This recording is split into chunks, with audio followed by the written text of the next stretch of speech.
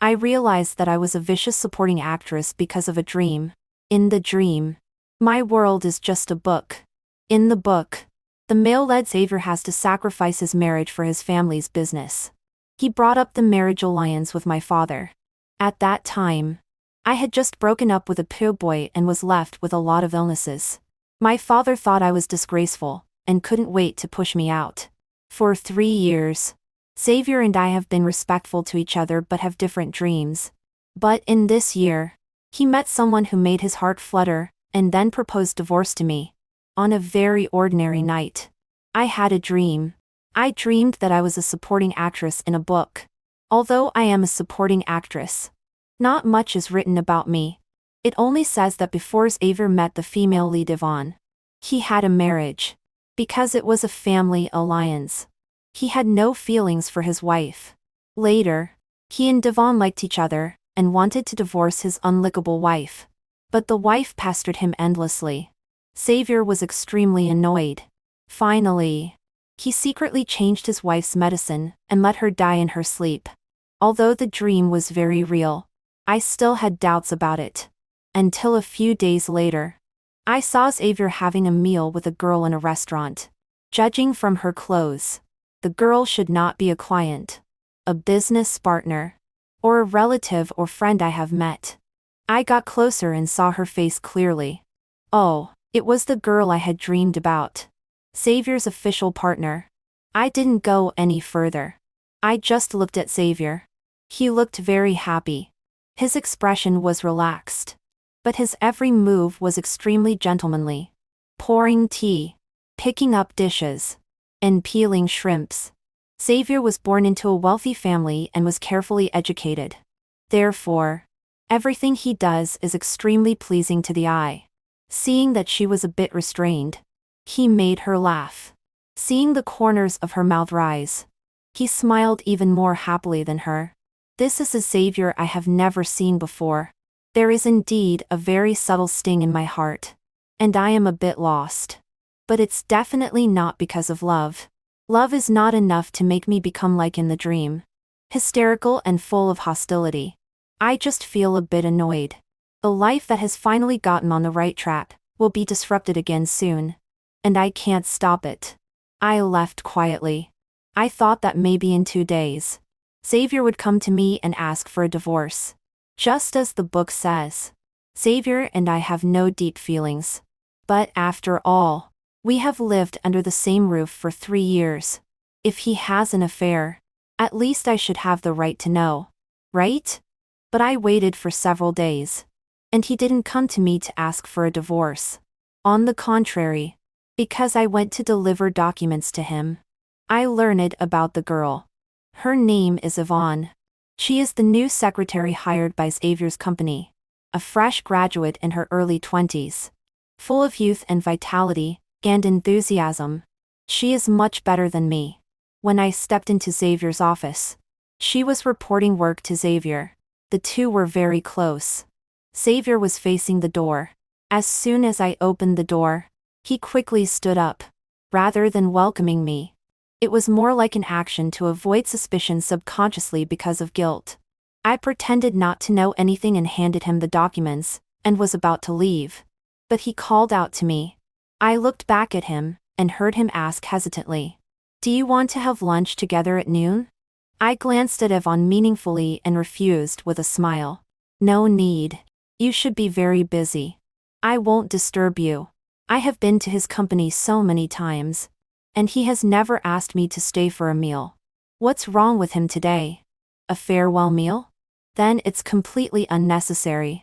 On the way home, I always felt that someone was following me. But when I looked back, I didn't see anyone, so I had to think that I was overthinking. But can the feeling of being watched be wrong? I looked back again. The bustling street was full of people coming and going. And no one seemed suspicious. A 6 or 7-year-old little boy ran over, holding a huge cotton candy in his hand. He said to me in a childish voice, "Auntie, here's candy for you. Dad said that eating candy will make you feel better." Oh, it was just a child. His little hand held it up hard. And his arm was shaking. I quickly took the cotton candy. Originally, I wanted to give him something in return. But when I rummaged through my bag, there were only the medicine I have to take every day, and a bunch of keys. So I took off the small cloth doll on the key that had been washed many times and gave it to him. I squatted down and said, "Thank you. Then can Auntie give you this small doll? Next time, Auntie will treat you to a small cake." The little boy took the doll with both hands and thanked me obediently. Looking up, he asked, "Auntie, is this your favorite doll?" "Yes," I said. "Look, it's a little bear. Squeezing its belly will make it sing." This was given to Auntie by a very important person. He loudly promised, "Then I will also take good care of the little bear." After saying that, the child ran towards a tall figure in the distance. The figure was far away, and I could only vaguely see him stretch out his hands and pick up the little boy. I lowered my head and took a bite of the cotton candy. The sweetness was inferior. I can't remember why I used to like eating this thing so much. Xavier didn't mention divorce at all, and went to and from work as usual every day. One morning before Xavier left, I tied his tie for him. As usual, he didn't say a word. After getting ready, he was about to leave. I called out to him, "Xavier." He turned his head. "Huh?" The report of the last physical examination came out. "Can you accompany me to the re-examination?" He nodded. "Okay. I'll go directly from the company." "What time?" "Appointment is at 10. I'll wait for you in the hall." He indicated that he knew. According to the dream, I know that he probably won't come, because Yvonne will have a moderate car accident on her way to work and slightly fracture her leg. Xavier is busy taking her shoe surgery, and completely forgets about accompanying me. It wasn't until he was handling Yvonne's hospitalization procedures and saw me that he remembered this. At that time, I had been foolishly waiting in the hall for 2 hours, firmly believing that with his character, if he promised, he would definitely come. 5. I'm not as stupid as in the dream. At 10 o'clock, I arrived at the hospital as promised. As expected, he wasn't there. I waited symbolically for a few minutes, and then took the film myself to see the doctor. When it was time for my afternoon nap, Xavier finally remembered that he had broken his promise and called me. "Are you home? How was the physical examination?" I glanced at the physical examination report lying on the table and lied. It's fine."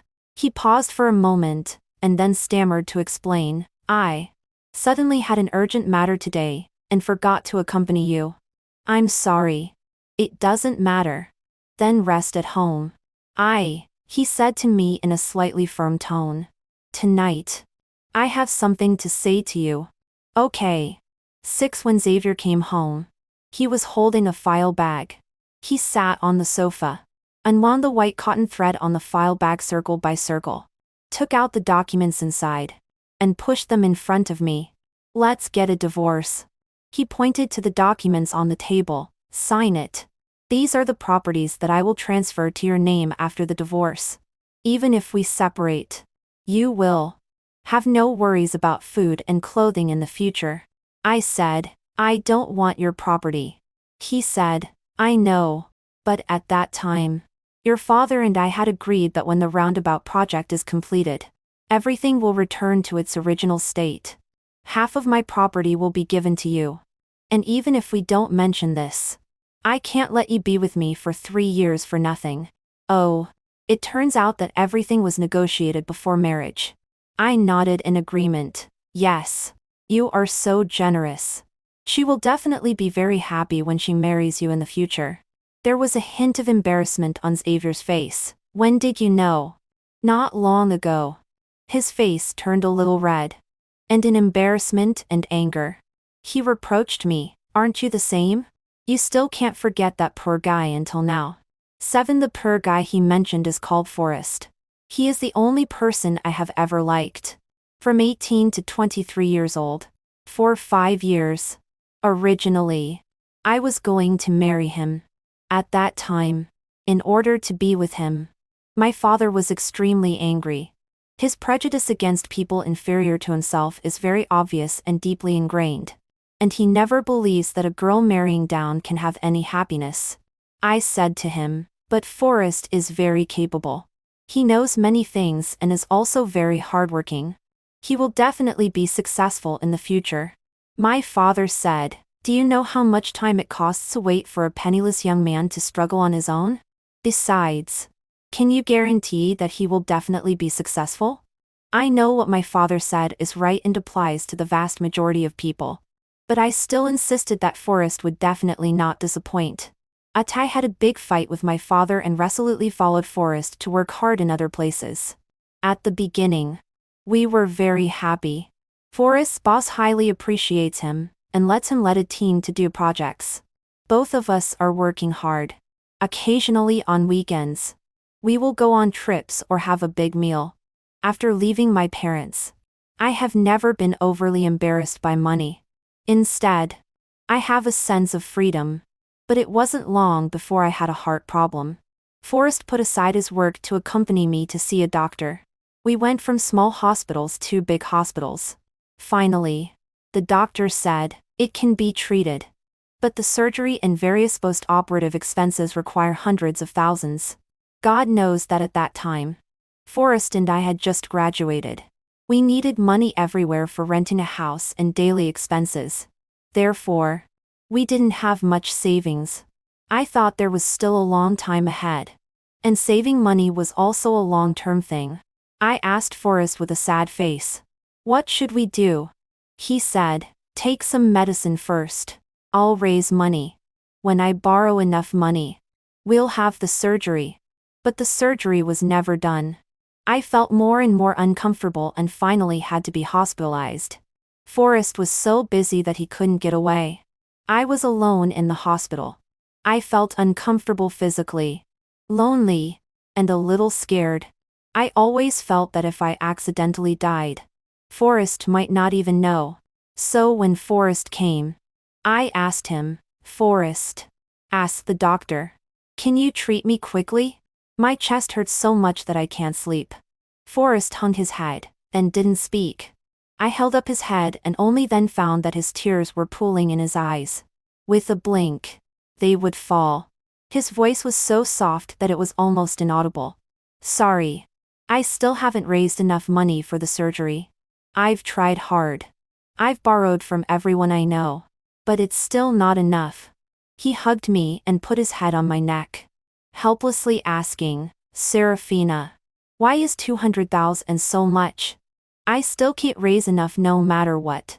During that period, I especially liked the large, fluffy rolled cotton candy at the night market. I would buy it to eat every time I went out. When Forrest came to the hospital to accompany me one day, he brought me a marshmallow.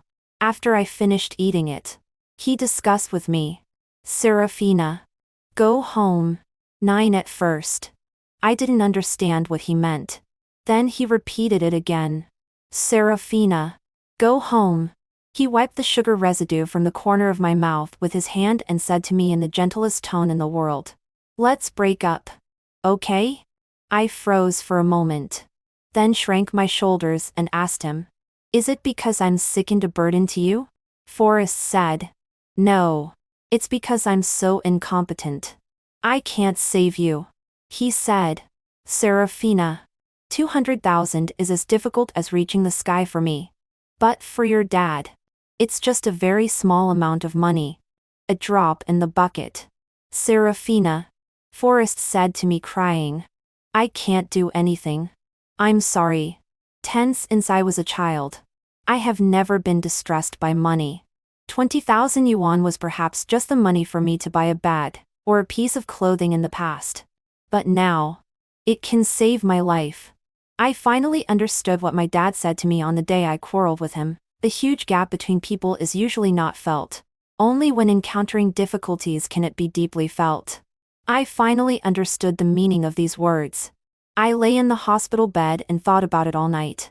Forrest was there to take care of me. His tall figure was squeezed on a narrow and short bed.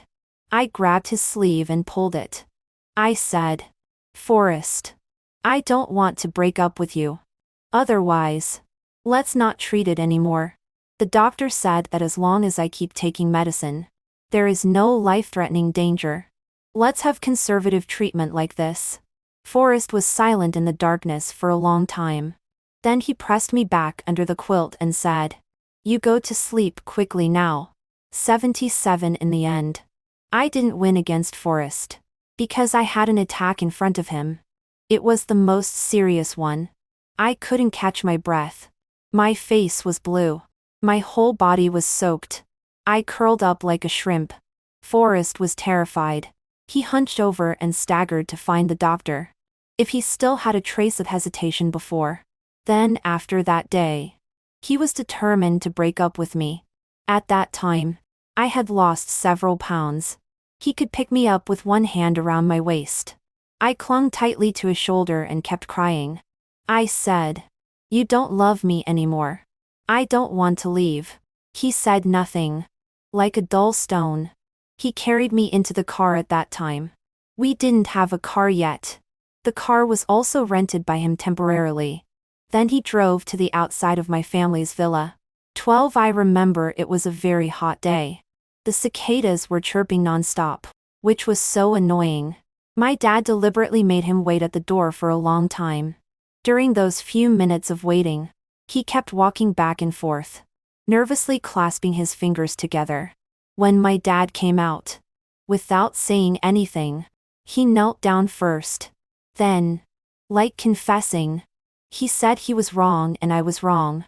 His eyes were moist, and tears flowed down his sunburned red cheeks.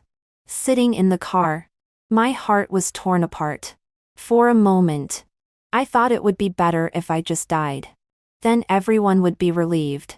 I heard him say to my dad, "Let her go home. I will never see her again."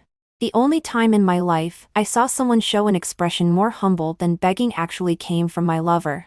And the root cause is myself. Later, I really didn't see him again.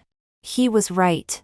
The day after I went home, my parents arranged a hospital and found the vice president to perform the surgery for me personally.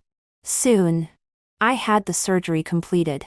Forrest begged everyone in his circle, but he still couldn't gather the basic treatment cost of 200,000 yuan.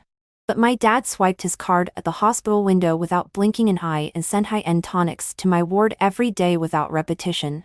I suddenly felt that both Forrest and I were naively a bit sad at that time. 13 after being discharged from the hospital, I tried to find Forrest. I even thought of an excuse in advance. Even if we break up, then I have to return the money for my hospitalization to you. I kept calling his phone, but he had already changed his number. I looked for a private detective. The other party only told me that they found the flight Forrest took out of the province before. So you see, when a person really wants to hide, others can't find him easily. Later, my dad arranged for me to marry Xavier. Because of this marriage, my dad and the Yan family jointly contracted a large public project. They made a lot of money. Xavier's company was brought back to life and became the leading enterprise in the city at one stroke. He is said to be the most outstanding young entrepreneur in the city. And today, 3 years later, this entrepreneur is going to divorce me. 14 I pulled myself out of my memories and looked at Xavier in front of me. In fact, even after having the surgery, the doctor had cautioned me not to be emotionally excited and to maintain a peaceful state of mind. But I really can't hear a single bad word about Forrest. Especially, what is Xavier? In what role and from what position does he look down on Forrest? Forrest was willing to lower his face and borrow money for me. He was willing to work during the day to earn money to buy medicine for me, and still come to take care of me at night. He was willing to send me home properly, and then disappear without a trace with tens of thousands of yuan of debt on his back. He was willing to kneel down for me to my dad who had never shown a good face to him. What about Xavier? He married me just to save his company. After marrying me, he didn't treat me well. After using me up, he kicked me aside. The book only says that Xavier had to choose a family marriage for business reasons and married a woman who is not very likable. But the book doesn't say that his unlikable wife has never found him likable either. Since marriage has been regarded as a business and one relies on selling marriage to save one's career, neither winning nor losing is glorious. He is such a person.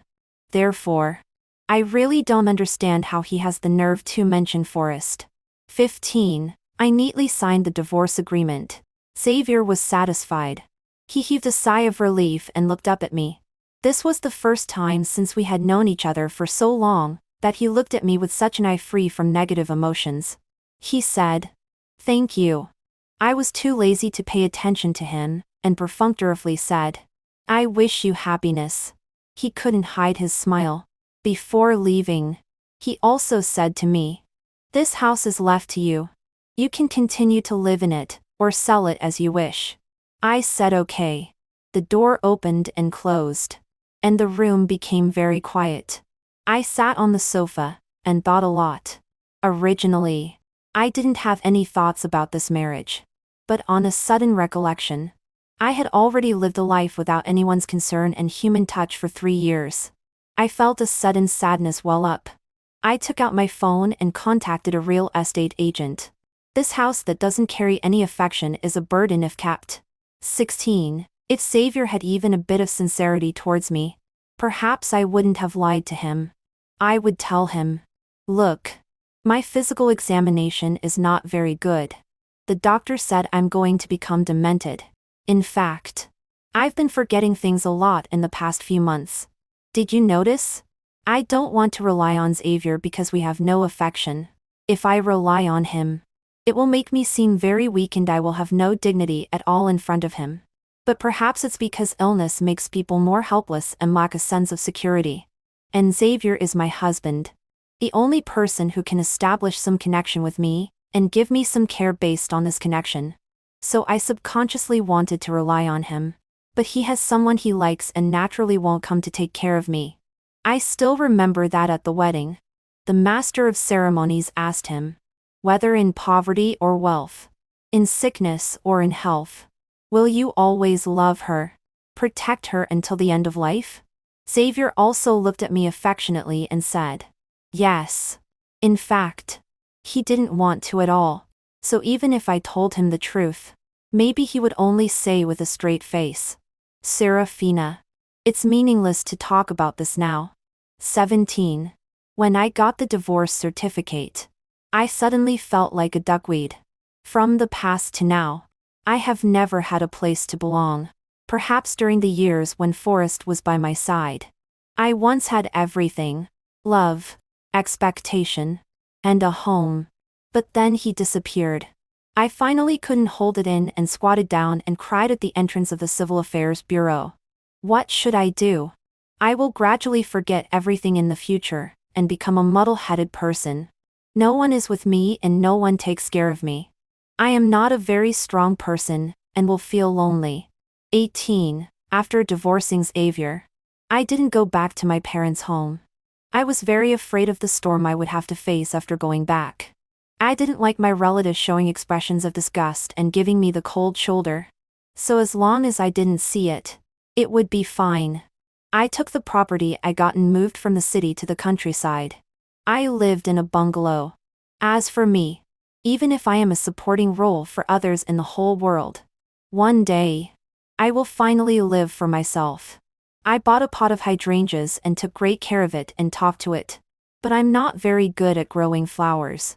Therefore, in September, it slowly shed all its leaves and lost its vitality. I felt like I had lost another good friend. Therefore, from that day on, I stopped growing flowers anymore. When winter came, I heard that Xavier and Devon got married. The wedding was very grand. All the famous people went. And I gradually found something wrong in my life. 19. At first, just someone swept the fallen leaves outside my door, and the houses on my left and right were all empty. Then I went to the vegetable garden to weed. When I remembered that I had left the small hoe in the vegetable garden, and was about to go out to look for it, I found the small hoe quietly leaning in a corner by the door. Because my memory has been bad recently.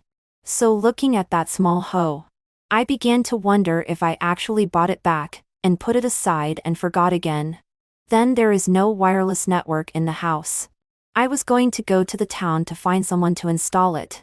But before I could find someone, a certain operator came to the countryside to do publicity, and could install network cables door to door.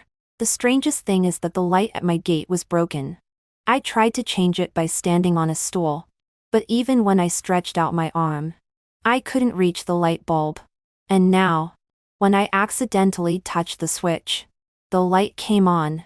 I stood at the door and looked up in surprise. The wind in winter is very cold.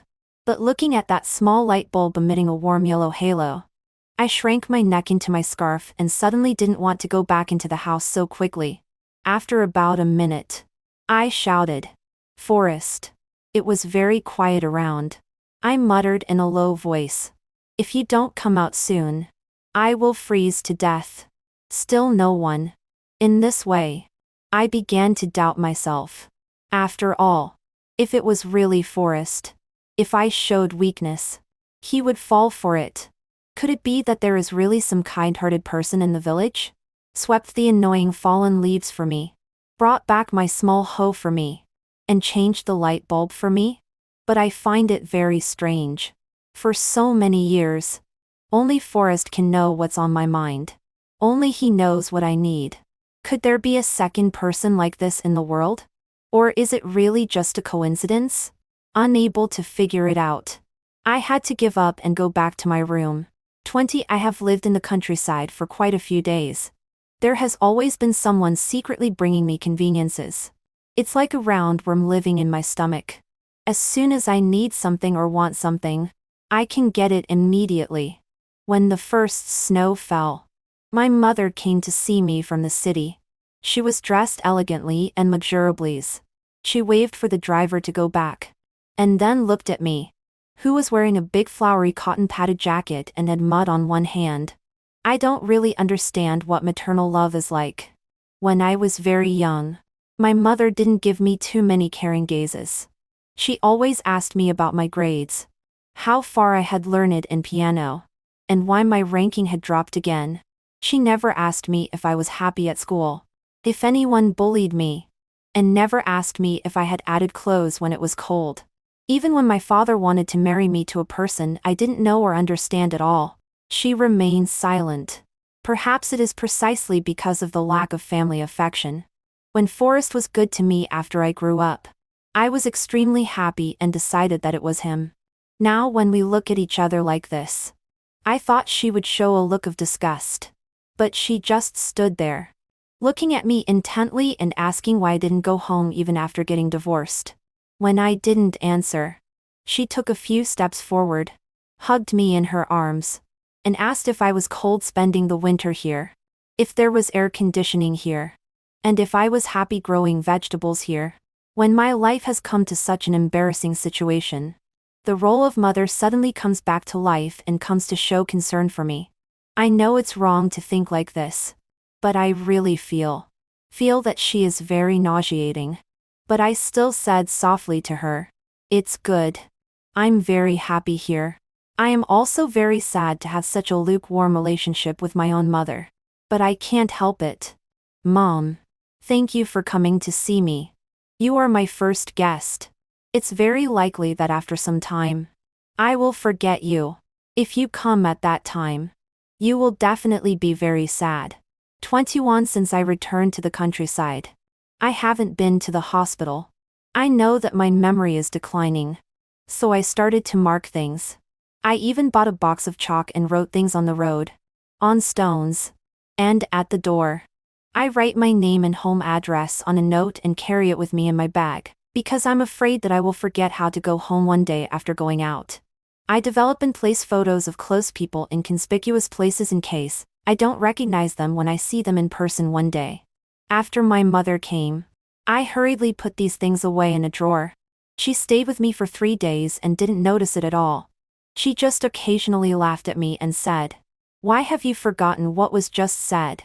I said, "Life is too comfortable, and makes my brain lazy." 22 After my mother left, I started to prepare things for New Year's Day. I rode a small electric bike to the town to buy wall hangings. Because the road was slippery, I didn't control the electric bike well and fell into a ditch by the field. The electric bike was pressing on my leg and I couldn't move. There is only a little water after snow melting and some weeds in that ditch. And it is not deep. But I was lying on my back. So I couldn't see if there was anyone on the road above. It's not a big problem. I thought that as long as I heard someone or a vehicle passing by, I could shout for help. 23 When I heard the sound of a private car passing by, I shouted help. Casually. I didn't have much hope because private cars are fast and have good ceiling. The people in the car may not be able to hear it at all. But the car stopped. Someone leaned out from the other side of the road and then ran down against the light. The electric bike was lifted to one side. I was picked up horizontally. He has a very familiar pine fragrance. I have only smelled this smell on one person. Forrest. 24 On the way to the hospital. The atmosphere in the car was always very gloomy. I lowered my head and picked at my fingers. Forrest placed my leg on his lap and examined it very carefully. When I was thinking in my heart several times, why haven't we arrived yet? The young man driving in front finally braked. He slightly turned his head and said to Forrest, "President Shane. We're here." Forrest responded with a, ahem. He got out of the car and carried me into the hospital. Throughout the whole process of my examination, Forrest had a straight face and a tense body. Looking very nervous. Actually, I'm fine at all. I just sprained my ankle a bit. Although the small electric bike numbed my leg. Fortunately, I was wearing thick clothes and didn't even have a single scratch. In fact, I was also a little afraid when Forrest had a straight face. Because he is very different from before. Before we broke up, Forrest was still a young man who had just entered society not long ago. Without exaggeration, there was still a look of innocent stupidity in his eyes. Now his eyes are as calm as an ancient well, and his pitch-black pupils seem like an unfathomable abyss. When he doesn't speak, I can hardly tell what he is thinking. We have all become different from before. I got divorced and fell ill. He has become powerful, stable, and less talkative. It always seems inappropriate to just look at each other in silence like this. So I took the initiative to call him. "Forrest," Ryan said to an NPC, who was about to pounce from a corner with a smile. "Come on, dude. She's timid. Don't scare her." I peeked out from beside. Sure enough, that NPC obediently backed off. I breathed a sigh of relief. After we went through all the procedures of playing in the haunted house, the initial fear in our hearts actually decreased a lot. When we came out and saw the sun, our mood suddenly became very pleasant. He raised an eyebrow and exaggerated said, "I didn't lie to you. Exciting, right?" I glared at him hard. His hand was still tightly holding my hand, pretending nothing had happened. Only his palm had become very warm at this time. His courage had been growing bigger and bigger recently. I pulled my hand out. "Ryan, don't take advantage of me." He looked at me amused. "Lie. You almost pulled my clothes off just now. So who's taking advantage of whom?" I was silent. It seemed that there was such a thing. These are all small matters. Unfortunately, we were photographed again. 13. It felt like there were people who knew us everywhere. It's just too absurd. Who took pictures of us on stakeout? The posts on the forum were updated again. This time, it was a photo of holding hands. Now, it's impossible to clear our names even if we jumped into the Yellow River. Whew. The forum was full of urgings for updates. Help. This. Kill me to cheer for you too. Adults should watch what adults should watch. Continue. I'm willing to open a membership. Ryan replied below. The photo is very beautiful. Thank you everyone. I made it my wallpaper. Zoe sent me a photo. It was a photo of her and Leo. The two people in the photo were all smiles and looked very happy. Just like countless passionate young couples. Sorry. When will you make an official announcement? I was a bit at a loss. Things seem to be really going in a strange direction. Everyone can always see that Ryan likes you. Can it be that only you can't see it? My head was like being hit by a grenade. What does it mean? Always. Like me? I always thought that we were just comrades in distress. Pure friendship. The kind where both people would save themselves first if they fell into the river. Help. Now that you put it this way, it seems that everything has a reasonable explanation. So, is this system here to help Ryan? System prompt. There is only one task left now. Finish it and you can be unbound. Tell me, quickly, what will be the last task? My heart suddenly became tense and couldn't stop beating wildly. Ryan sent a message. Why doesn't the heroine come out and take a few steps? 14. In the next few days. I was too ashamed to meet him. I also changed the route I usually took. Avoid him first.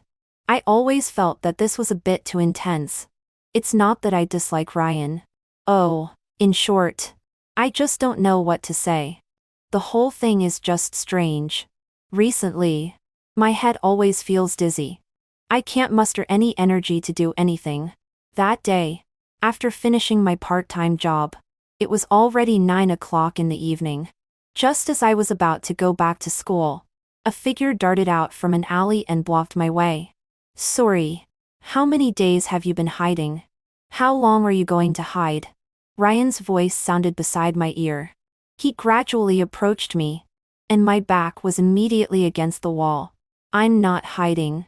I lowered my head and touched my nose. Then why do you dodge when you see me? You tell me. In this darkness. Ryan's eyes were like two jewels, always shining brightly.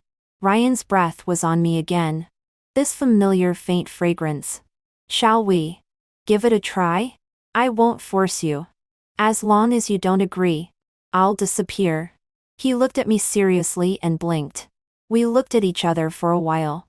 In his eyes, I saw the story of our past dozen years. What does give it a try mean? I could only continue to pretend to be stupid. Sorry. Will you be my girlfriend? Task 10. Respond to him and follow your heart. This strange and perverted task system, at this time, suddenly became obedient. My heart couldn't stop beating. At this time, I need to make a choice myself. Sorry. Speak. This time, there is no system. 15. My pupils suddenly contracted. You actually know about this system too? He proudly raised his eyes, like a child eager to take credit. Piercing through this layer of Windows screen paper. This system is definitely to blame. This time you can have a choice. The two people were very close. As if they could hear each other's strong heartbeats. Can I not choose for now? His body blocked in front of me. I spoke weakly. In my heart, it seemed there was a choice. If you don't choose, we'll stay here all night. I'm willing. Oh. Being a rogue. I felt my face was very hot and there was like a flame burning in my heart. There was really nothing I could do about him. Then, give it a try? Ryan's eyes widened. After a few seconds of stunned. Thank you for being willing to come back to me. I took the initiative to kiss him. Okay. Forrest. Let's be good in the future. I said. The end of the main text extra chapter 1 after marriage. I saw Xavier once again. He was still dressed in a suit and full of energy. We were far apart and just nodded to each other and that was it. I heard that he got divorced again. I don't know why. Does even the fated heroine get tired? But it's not strange. Things that come on strong often go away quickly. Love at first sight is inherently deceptive. Those who can keep going are very lucky. Apparently, Xavier is not that lucky. Maybe he doesn't need this kind of luck either. For him, feelings are just the icing on the cake. It's not a pity without them. But looking at him being alone, I felt it was really a bit pitiful. Forrest pressed my head and pushed me into his arms. He said in an unhappy tone. Why are you looking so intently? What's there to see? I said in a muffled voice. Forrest. Forrest, what Forrest? We've been married for so long, and you still call me by my full name. It's okay if there's no nickname. But at least call me, husband, to make me feel good. Okay. I put my hand into his coat and hugged his waist. I whispered, "Husband." Extra chapter: DeForest doesn't have the habit of taking a nap. However, a few days ago, he went to another province for a meeting. After the meeting, he worked continuously for 2 nights at the company. He came home at noon today, ate something, and without even changing his clothes, he kicked off his shoes, then went to take a nap. While he was not sleeping deeply, I coaxed him and changed his pajamas and pants for him. I covered him with a quilt and stayed by the bed for a while. He had been outside for several days. Although he had been sending me messages and calling me, I forgot about him again this morning. I didn't remember that I was married to him. When I was washing up in the morning, I was wondering why there were 2 sets of toiletries on the counter. But I remembered later. Because Connor was running around at home and asking me when Dad would come home. I couldn't answer this morning. But now Dad has come home. I held Forrest's hand and felt a thick layer of calluses on his palm. I called him husband. He was asleep. But for some reason, he still mumbled hum in response. In the past, during the days when I was suffering from illness, he was not necessarily better off than me. He must have hated his own incompetence, resented the unfairness of fate, and must have tried every means. He even shamelessly borrowed money from people he didn't know well to treat my illness. But it was still a drop in the ocean compared to my surgery fees and medical expenses. Doing one's best often becomes a bit ridiculous in such life-saving situations. Helplessness is the reality. So, in the end, he had to accept his fate and cried and told me that he couldn't save me. I couldn't help but look at his palm. His suits and leather shoes are now custom made. When he goes out, he always keeps clean and fresh, takes care of his hair, has a proper smile, and behaves like a gentleman. But only the calluses on his palm told the truth. He has endured a lot to get to where he is today. To come back to me. I don't know how much longer I will be awake. But even if I become a confused person, as long as I'm still by his side, I won't feel like my life has come to a dead end as before. I lowered my head and secretly kissed his palm. Sleep well. In the afternoon, I was pruning the rose branches in the garden. He woke up, but he didn't make a sound when he came here. He was wearing white pajamas with the cuffs rolled up twice, revealing his strong forearms. His body, wrapped in the soft and wide pajamas, was actually slender and full of strength, often making me think of the wet pine trees that sway but stand firm during the rainy season. He just stood under the glass eaves of the garden, leaning against the door frame, and watching me with his arms folded. When I turned around and saw him, I didn't know how long he had been standing there. Maybe his eyes were too soft. I actually felt a bit embarrassed. So I quickly changed the topic. Look at these flowers you brought. They are all very delicate. I don't know if they can be kept alive. He suddenly smiled. Really? As he said this, he walked to my side. His fingers gently pushed my bangs behind my ear. It shouldn't be difficult. We have kept even more delicate things at home very well. He gently pinched and rubbed my earlobe, but I hope she is happier. I curved my eyes and pressed my face against his. I'm already very happy. Very happy. Very happy.